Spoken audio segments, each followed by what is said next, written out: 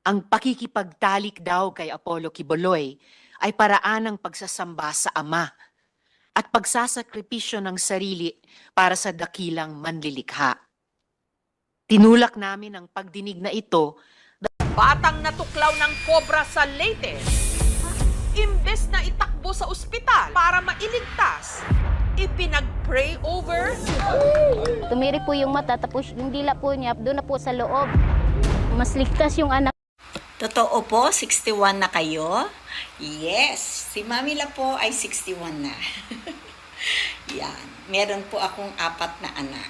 So, maraming salamat kung sa tingin mo ay hindi pa. Pero siguro meron na akong crush, gano'n. Showbiz ba yan? Non-showbiz Bigyan ba mo yan? kami Kasama clue. mo yung ano pa na